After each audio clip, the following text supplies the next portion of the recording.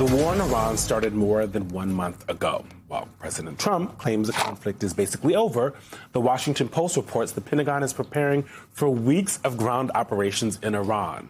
It notes that, quote, discussions within the administration over the past month have touched upon the possible seizure of Kharg Island and raids into other coastal areas near the Strait of Hormuz.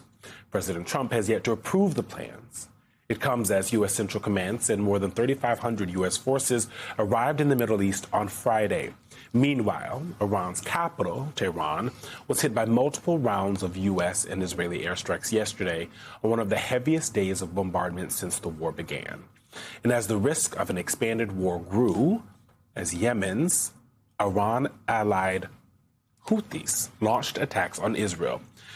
Joining us to get into this, Nancy Youssef, staff writer for The Atlantic, and retired Lieutenant General Mark Hertling. He's the author of If I Don't Return, a Father's Wartime Journal.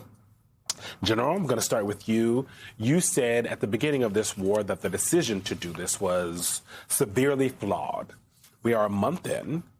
The Houthis have entered the chat. The Strait of Hormuz is still closed. The president is being given plans to send troops on the ground. How does all of that change where this war is going in your eyes?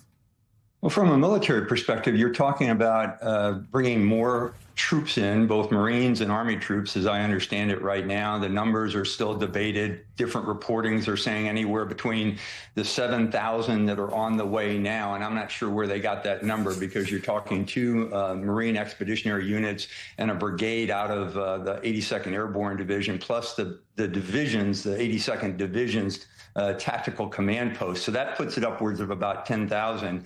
And you also have the president saying that he's thinking about deploying another 10,000. I would assume that's the remainder of the 82nd Airborne Division out of Fort Bragg. So all those things are numbers, and you have to take a look at first, what are you going to ask those troops to do? There's something in the military called a troop to task requirement.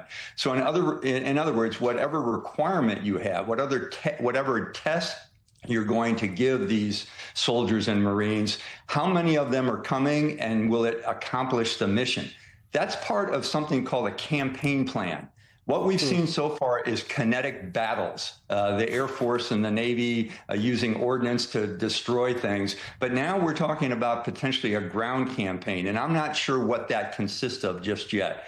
Even if you knew what they were going to do, does it contribute to an overarching strategy, which we still haven't heard from the president? Nancy, you had a great piece in The Atlantic about asymmetrical warfare and how America is trying to win this war where Iran is just trying to not lose. Can you talk us through that? You bet. So at the start of the war, the United States and Israel had the military advantage. They had superior weapons systems, superior attack capability. And Iran recognized this, and they didn't try to go toe-to-toe with the U.S. and Israel. What they did is try to adjust with the weapons they had, such that they didn't need to have an overwhelming defeat of those forces, but just do enough damage to give themselves an advantage.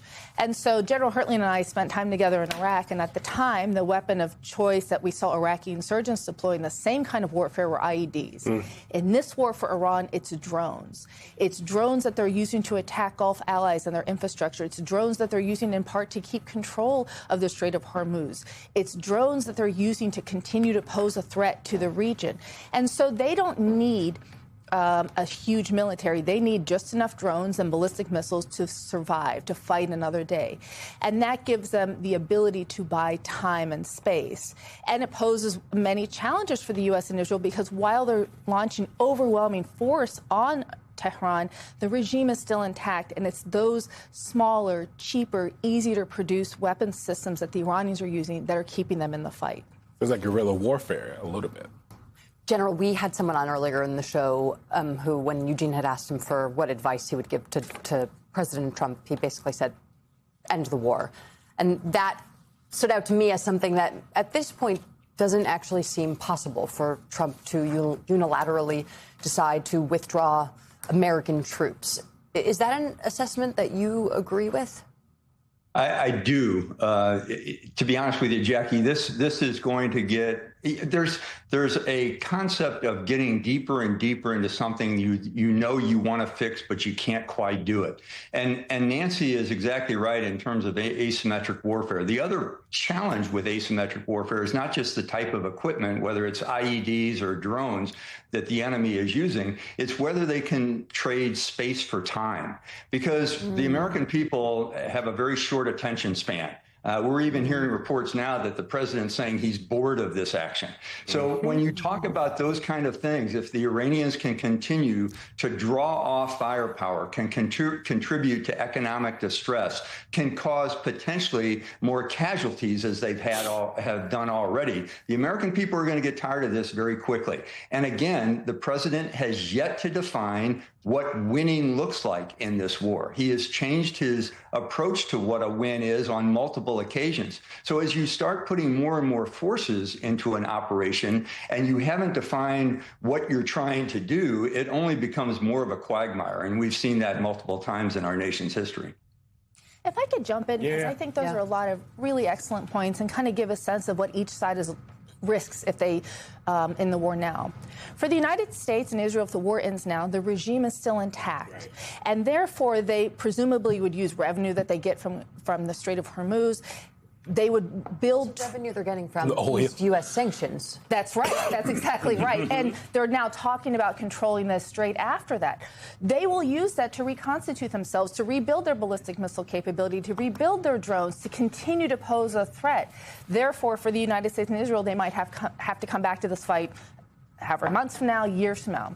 For the Iranians, if the war ends now, they are in a position where they could still see the U.S. and Israel come back and fight. And they're trying to send a message that says this war has become so costly for you, U.S. and Israel, that you're not going to contemplate doing this again. So while both are taking heavy costs for the U.S., literally in terms of the systems that they're using, and Iran for their strikes, neither one is at a point now where it is to their advantage to reach a deal at this moment. That's their calculation. We didn't even have time to discuss the Israel of this all as well, but save that for next week. Nancy Youssef and Lieutenant General Mark Hertling, thank you so much for joining us this morning.